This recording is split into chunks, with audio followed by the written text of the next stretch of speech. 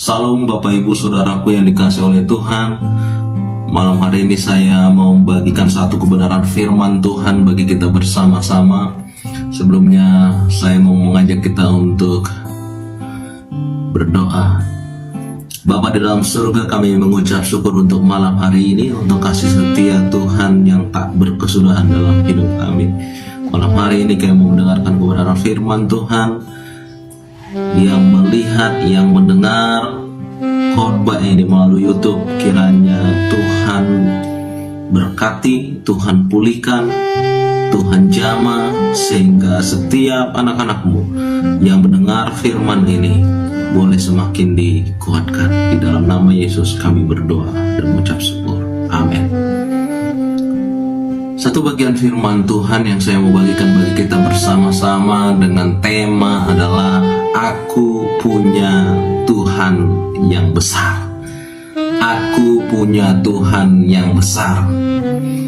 Saya mengambil satu bagian firman Tuhan adalah Ayub pasal yang ke-7 ayat yang pertama. Dia katakan, firman Tuhan katakan begini: bukankah manusia harus bergumul di bumi dan hari-harinya seperti hari-hari orang upahan? Saya bacakan sekali lagi Ayub 7 Ayub pasal yang ke-7 ayat yang pertama. Bukankah manusia harus bergumul di bumi dan hari-harinya seperti hari-hari orang upahan? Saudaraku yang dikasihi oleh Tuhan, kalau kita katakan bahwa aku punya Tuhan yang besar, berarti kita punya iman yang benar. Iman yang benar adalah iman yang bertumbuh walaupun belum ada jawaban. Ia tetap bertumbuh walaupun belum ada jawaban. Ia tetap beriman walaupun belum ada perubahan. Saudaraku yang dikasihi oleh Tuhan, kalau kita lihat pasal yang pertama dalam kitab Ayub, bagaimana ia begitu tegar menghadapi penderitaannya. Bahkan di pasal 7 kita lihat bagaimana Ayub menunjukkan akan kerapuhannya dan keterbatasannya dalam mengatasi masalah hidup. Ya. Dan kira-kira apa yang Ayub rasakan pada waktu itu ya, mewakili apa yang manusia rasakan, termasuk setiap kita yang sedang mendengarkan channel YouTube ini ya, pada saat kita mengalami pergumulan yang berat. Saudaraku yang dikasihi oleh Tuhan, di tengah kesesakannya Ayub, di tengah ketidakberdayaannya, di tengah keputusasaannya, ketika dia menghadapi pergumulannya, apa yang dia lakukan oleh Ayub? Ayub memilih untuk berseru, memohon kepada Tuhan. Kalau kita lihat Bapak Ibu Saudaraku yang dikasihi oleh Tuhan, pasal yang ke-7 itu dibagi menjadi dua bagian. Yang pertama itu berisi bagaimana dari ayat yang pertama sampai ayat yang ke-10 itu berisi tentang apa yang dirasakan Ayub terhadap pergumulannya. Dan di ayat yang ke-11 sampai ayat yang ke-21 bagaimana dia berseru kepada Tuhan. Ayub memohon kepada Tuhan. Saya mau katakan bagi kita bahwa tidak semua penderitaan disebabkan oleh karena dosa ya. Ada kalanya Tuhan mengizinkan sesuatu hal itu terjadi walaupun kita tidak tahu apa tujuannya. Saudara yang dikasihi oleh Tuhan, dan kalau kita lihat bagaimana respon daripada Elifas, teman dari atau sahabat daripada Ayub ya, yang dikatakan daripada pengalamannya Elifas ya.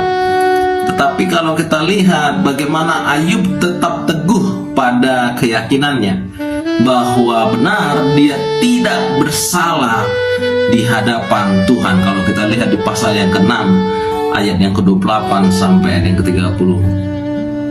Saudaraku yang dikasihi oleh Tuhan, kalau kita lihat di pasal yang ke-6 bagaimana Ayub begitu kecewa terhadap sahabat-sahabatnya. Seharusnya yang dilakukan sahabatnya adalah datang menghampiri, datang untuk menguatkan, datang untuk mendoakannya, tetapi malah terbalik. Kutukan bukan perkataan menghakimi yang tidak benar tertumpah di atas kepala Ayub. Saudaraku yang dikasihi oleh Tuhan, tidak sedikit kehidupan orang Kristen pada zaman sekarang ini melakukan hal yang demikian. Keluar kata-kata mampus, kata-kata mengutuk, kata-kata yang menghakimi, kata-kata yang tidak membangun, kata-kata yang tidak memotivasi, sering keluar dari bibir dan mulut orang percaya tanpa mengetahui hakikat kebenarannya dan hanya melihat dari sudut pandang yang ia hadapi. Saudaraku yang dikasihi oleh Tuhan, perkataan Elipas ini menjadi pelajaran penting bagi kita sebagai orang percaya. Ketika seseorang menghadapi namanya kemalangan, ya, kita perlu berhati-hati ketika kita berkata-kata dalam menghadapi seseorang yang sedang dalam kemalangan, ya. Bagaimana sebenarnya tujuan kita dalam menghibur orang yang kemalangan, bukan seolah kita menjadi hakim yang menjatuhkan, yang memvonis seseorang seperti seorang terdakwa. Jadi mari kita, Bapak Ibu Saudaraku yang dikasihi oleh Tuhan, bagaimana kita dapat menghibur orang yang sedang kemalangan. Menghiburlah dengan baik, keluarlah perkataan yang membangun, yang memberikan sukacita, yang membangun semangat. Saudaraku yang dikasihi oleh Tuhan, pergumulan hidup merupakan istilah yang sering dipakai dalam Alkitab, ya, untuk menggambarkan satu perjuangan hidup manusia selama ada di dunia. Pergumulan setiap orang pasti berbeda-beda, sangat berbeda-beda. Setiap orang pasti berbeda-beda pergumulan hidupnya. Tetapi bagaimana ketika pergumulan itu ada, kita berjuang dalam menghadapi persoalan hidup. Firman Tuhan dikatakan Ayub pasal 7 ayat 1, bukankah manusia harus bergumul di bumi dan hari-harinya seperti hari-hari orang upahan? Orang upahan itu digambarkan dalam Ulangan 24 ayat 15, dikatakan begini, pada hari itu juga haruslah engkau membayar upahnya sebelum matahari terbenam.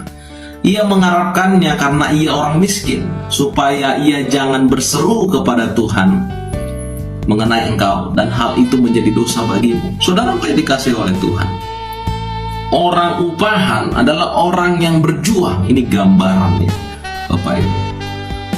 Orang upahan adalah orang yang berjuang setiap hari untuk bertahan hidup.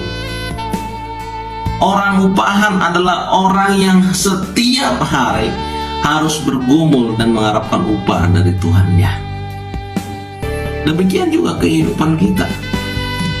Setiap seorang upahan yang hanya berharap kepada belas kasihan Tuhan,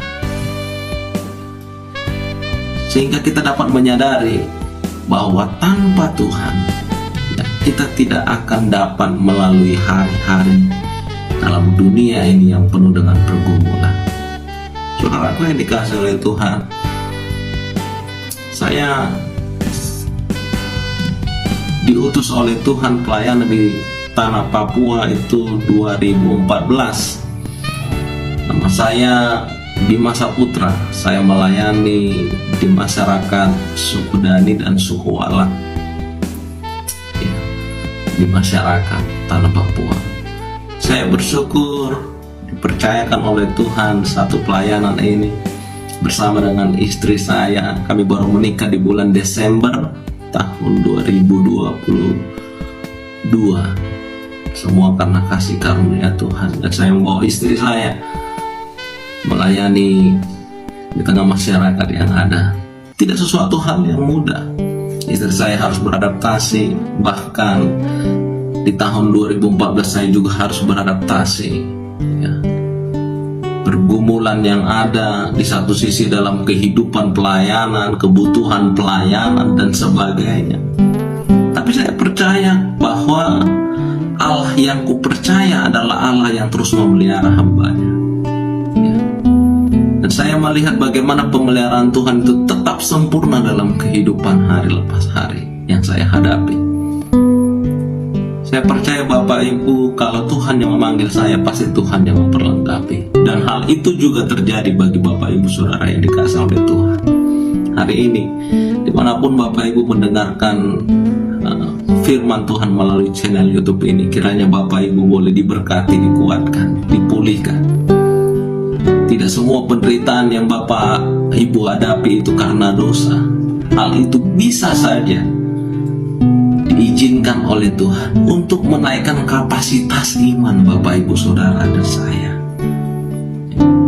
Seperti Ayub, segala sesuatu diambil padanya, bahkan istrinya meninggalkan dia, anak-anaknya yang mati, ya. Bahkan semua yang ia miliki, penyakit pada badannya, sahabat-sahabat yang meninggalkannya. Tetapi pertanyaannya, bagaimana ia bisa bertahan dalam iman situasi yang ia hadapi pada waktu itu? Apakah ada orang-orang seperti Ayub kecil pada zaman sekarang?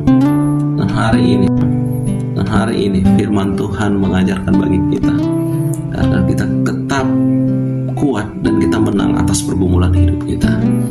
Kuncinya adalah bersandar kepada Tuhan. Orang yang bersandar pada Tuhan tidak akan pernah dikecewakan.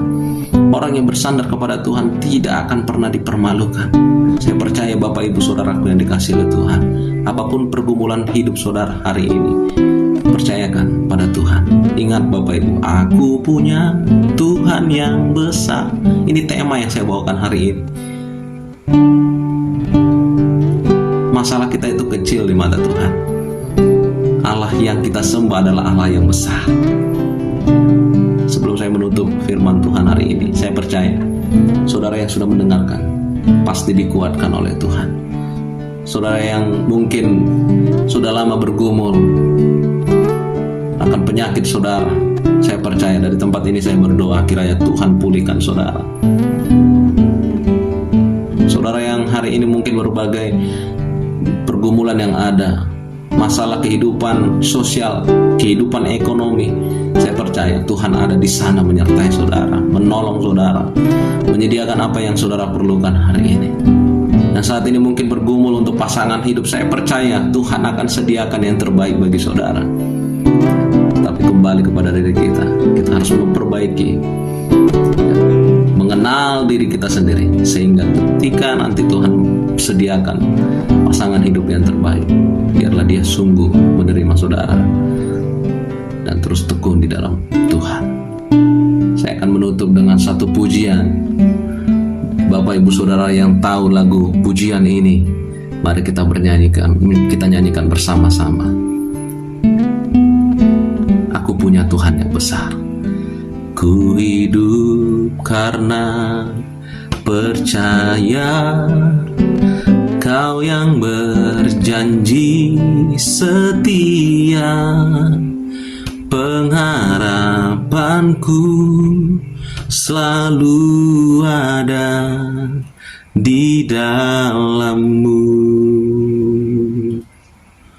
Ku tidak akan menyerah meski dalam kesesakan. Seluruh hidupku dalam genggaman-Mu. Katakan aku seluruh hidupku dalam genggaman-Mu. Katakan aku punya Tuhan yang besar. Aku punya Tuhan yang besar, yang telah berjanji dan sanggup menggenapi. Imanku bersepakat percaya kuasanya. Ku terima sekarang kemenangan darimu.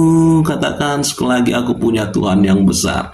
Aku punya Tuhan yang besar. Saya percaya saudara dipulihkan, yang telah berjanji dan sanggup menggenapi. Imanku bersepakat, percaya kuasanya. Ku terima sekarang kemenangan darimu. Bapak Ibu Saudaraku yang dikasihi oleh Tuhan, terima kemenangan yang saudara terima dari Tuhan. 3 hal yang menjadi berkat hari ini. Bagaimana saudara akan menang dalam pergumulan hidup saudara dan saya? Yang pertama, miliki iman yang tak kosong. Yang kedua, jangan jauh dari doa. Dan yang ketiga, tidak henti-hentinya bersyukur kepada Tuhan. Kiranya firman Tuhan ini memberkati saudara dan saya. Tetap percaya, iman di dalam Tuhan, itulah yang menyelamatkan saudara dan saya. Apapun yang saudara alami, percayalah bahwa kita punya Tuhan yang besar. Amin. Tuhan Yesus memberkati saudara dan saya dimanapun saudara berada hari ini. Tuhan Yesus memberkati kita. Shalom.